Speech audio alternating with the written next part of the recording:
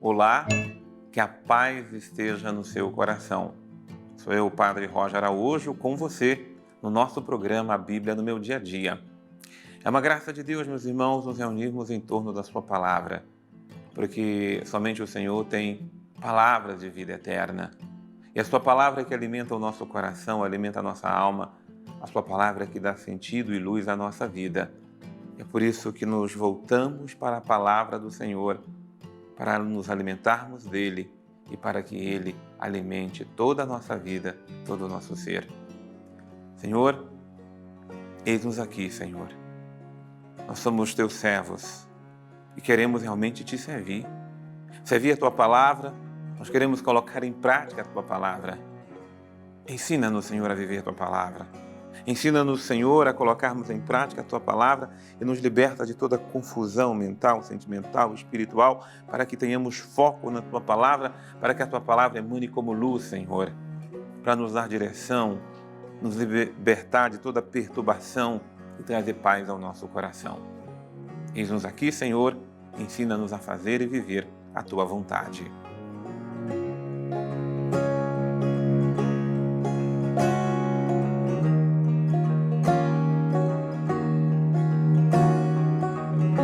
Amados irmãos e amadas irmãs, palavra de Deus que é luz para a nossa alma. Vamos hoje meditar o Evangelho de São Marcos. Estamos fazendo esse estudo maravilhoso do Evangelho de Marcos, né? Quanta riqueza a palavra de Deus traz para nós. Então, Marcos 9, versículos de 1 a 13. Coloque aí no seu caderno, abrindo a sua Bíblia, para que a gente hoje se enriqueça de Marcos 9, versículos de 1 a 13. Dizia-lhes ainda: em verdade vos digo, alguns dos que estão aqui não experimentarão a morte sem antes terem visto o reino de Deus chegar com poder.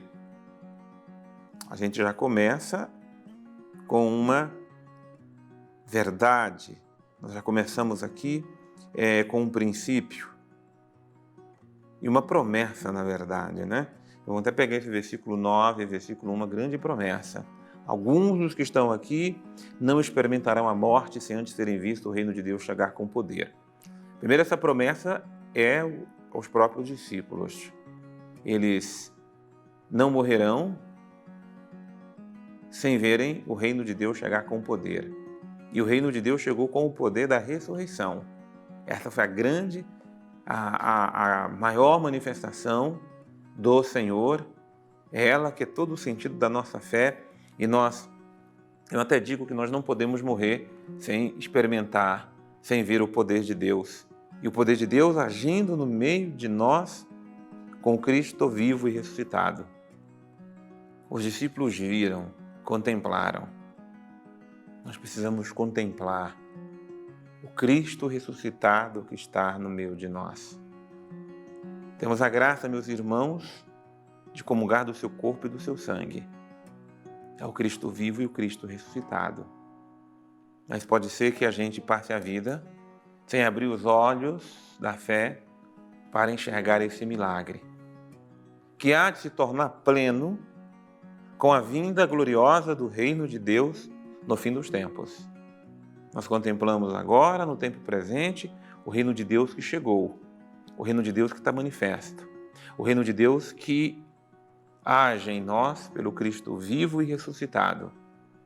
Mas esse reino será pleno com a vinda gloriosa do Senhor. 6 dias depois, Jesus levou consigo Pedro, Tiago e João e os fez subir a um lugar retirado, numa alta montanha a sós. Então foi transfigurado diante deles.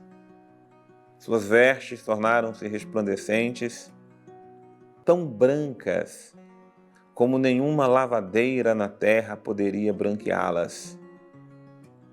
Apareceram-lhes Elias e Moisés, falando com Jesus. Pedro tomou a palavra e disse a Jesus: Rabi, é bom estarmos aqui.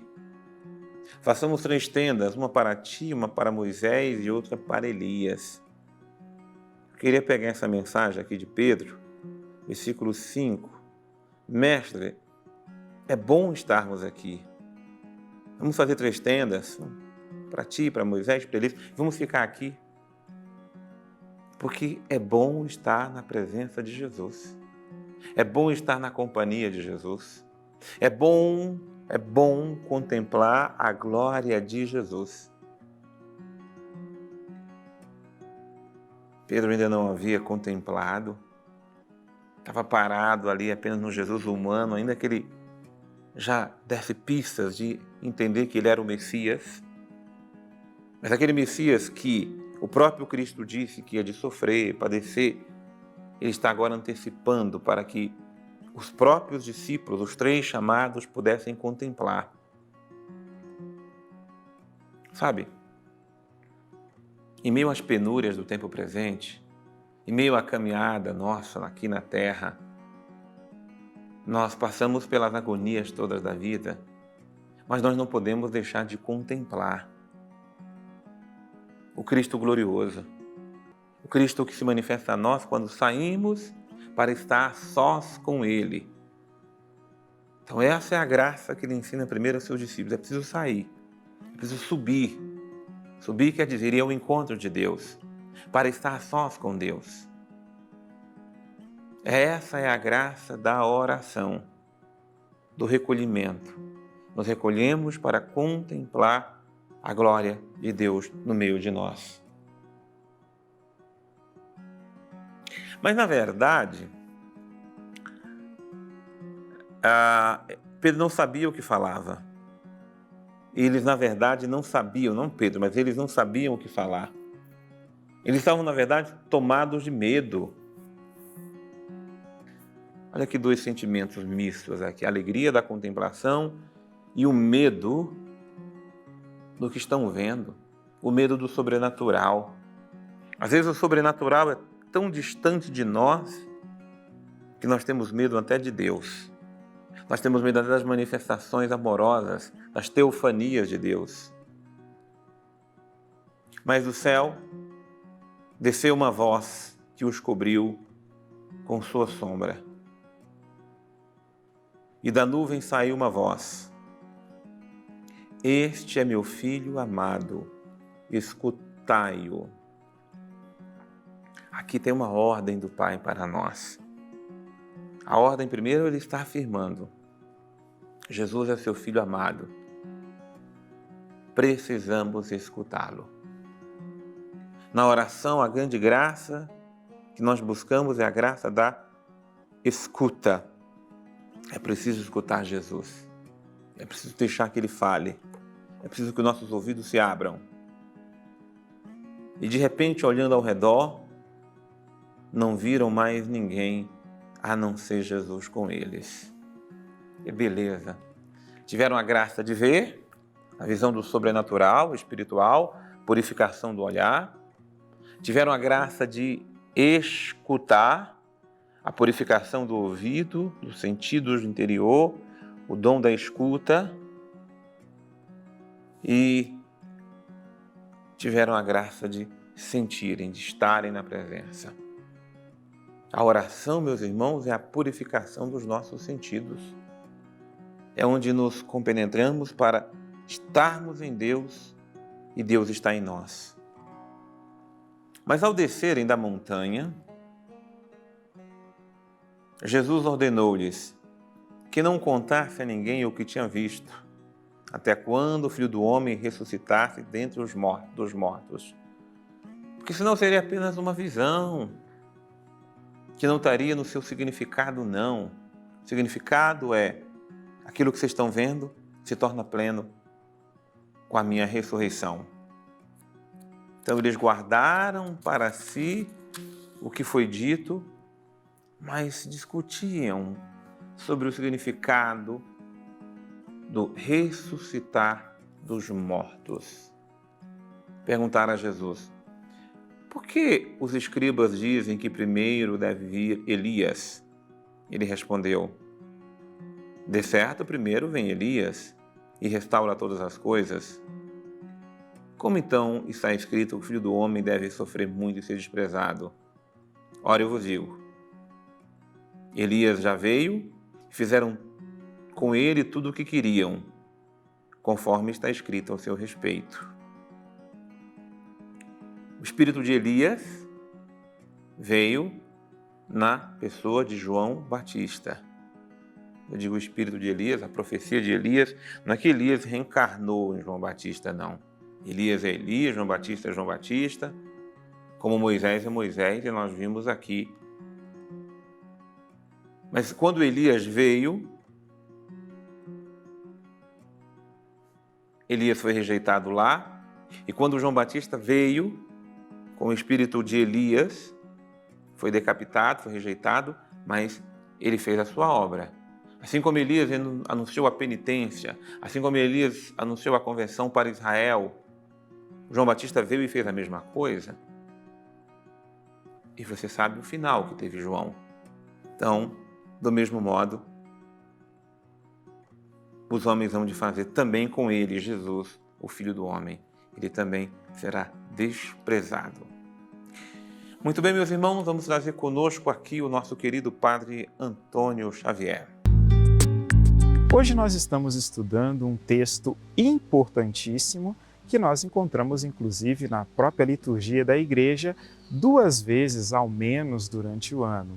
Uma delas é o segundo domingo da Quaresma e a outra é a festa propriamente no dia 6 de agosto. Estamos falando da Transfiguração, que é exatamente o tema que hoje nós estamos trabalhando.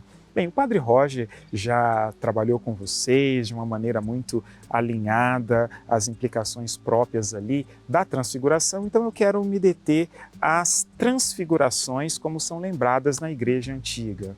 A Igreja Antiga fala de verdade de algumas transfigurações. A primeira transfiguração, lembrando que transfigurar significa mudar de aspecto, mudar de figura, é isso, mudar de aspecto exterior, mas com a dinâmica também do aspecto interior, mas é mudar de aspecto.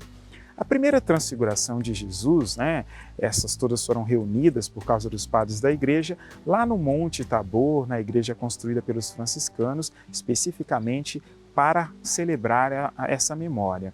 A primeira transfiguração é exatamente a encarnação de Nosso Senhor, que se transfigura, então, é Deus transfigurado em homem. Na verdade, assumiu a humanidade em si, mas, lembra São Paulo, apresentou-se em aspecto humano, Assim nós o vimos, assim nós o contemplamos. Essa é a primeira. A segunda transfiguração é essa que hoje nós estamos vendo. A transfiguração que ocorre ali sobre o Monte Tabor, onde Jesus, que agora está em aspecto humano, mostra um pouco da sua glória. Embora a glória aqui não seja a glória divina, mas é a glória que nós teremos um dia quando formos ressuscitados, Jesus está antecipando aquilo que vai ser próprio da sua ressurreição, porque depois vai ser impossível que eles vejam tal qual assim acontece. E por isso nos mostra onde nós vamos chegar.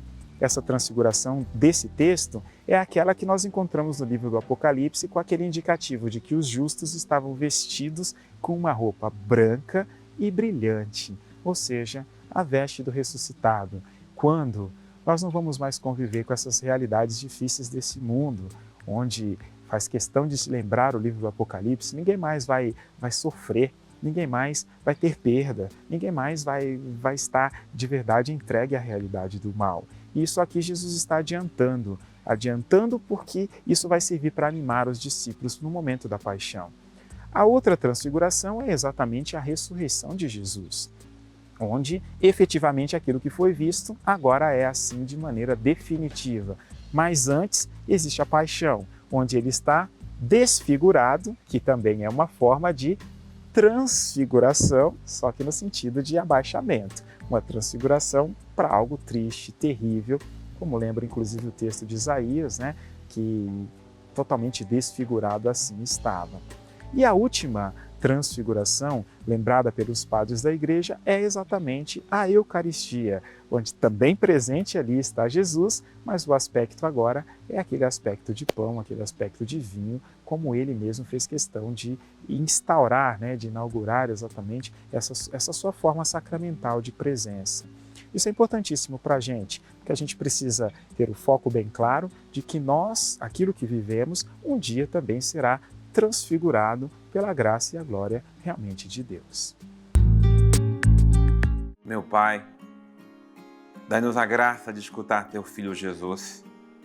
Dai-nos a graça de contemplar Jesus vivo, Jesus ressuscitado no meio de nós.